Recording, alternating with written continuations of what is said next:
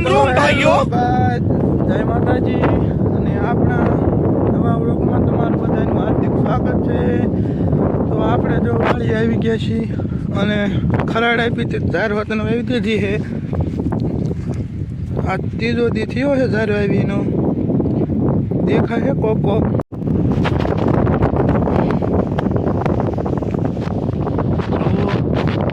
ઝાડ દેખાવા મળ્યું છે, આ ત્રીજો દી થયો એટલે ઝાડ તો દેખાય છે। તો કૂવામાં પાણી ઘણું થઈ ગયું છે, પાણીનો પાપ હોતે બુડી જ ગયો છે જોજો।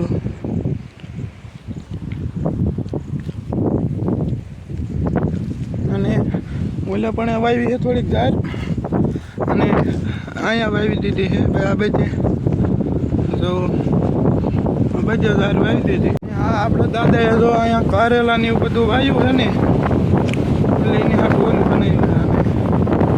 અહીંયા વહેલા ચડી જાય અત્યારે એમ જોવો તમે, પવન એટલો છે એટલે આ પવનનો અવાજ વધારે આવતો હોય છે તમને બધાને। અને આ હરગો છે, આ બધા તો વહેલા છે, દૂધીના છે ને ઘેહોડાના ને એવા બધા છે, અને ઓલકો આપણે ખજૂર છે। હવે આપણે પાછું ઘરે જવાનું છે, અને જો કૂતરા ગારો છે ને બધું રમણ કરી નાખે, એટલે હવામાં કે વાયુ નથી એટલે નકર આમ ઢેસણ હમણાં ખાડા કરી નાખે। પછી હવે આપણે આ બધે પાણી આવ્યું છે, આપણે રીંગણી કહેતા બળી જઈ પણ બળી નહીં, સોંટી જશે પાછી, ખરાબ હો જાયગા। અમ્મા ભાઈ पे आ जाओ। ખડે બહુ થઈ ગયું છે,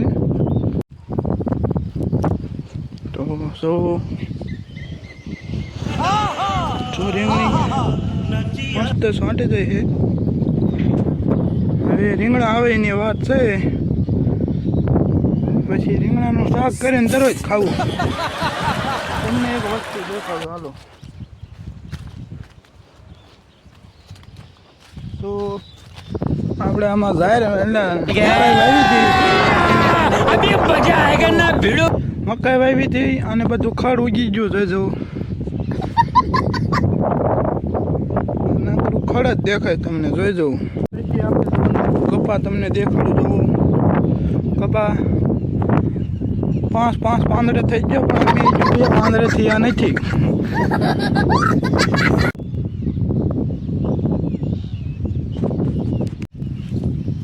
કપા જોઈ લીધો હોય તો હવે આપણે ઘર બની જતા રહેવી। કપા તો થયો છે તો અત્યારે સારો, પછી ખબર નહીં વરસાદ બહુ આવી જાય તો બળી જાય એવું કંઈ હોય નહીં। તો 3-4 વખત સોંપ્યો છે આ બાજુ, અહીંયા એક વખતમાં થઈ ગયો છે।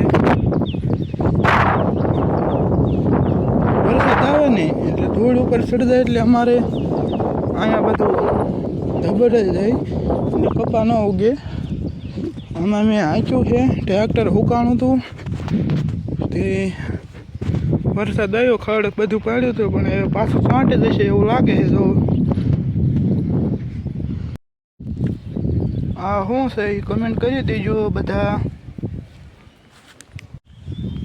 જો સામે હોતન એવું કર્યું છે, અહીંયા હોતન ઘેહોડા દૂધ ને એવું બધું કરી નાખ્યું। આ આપણે ખેતરમાં આ બધું છે, શું છે એ બધું કમેન્ટમાં આપણે કહી દીજો। અને આ શેનું ઝાડ છે એ હોતન કમેન્ટમાં કહી દીજો, તમે બધા કહી દીજો। હવે આપણે ઘરે જવાનું છે, ગંગા નદી ઠેકીને। હવે આપણા વાડામાં પહોંચી ગયા છીએ।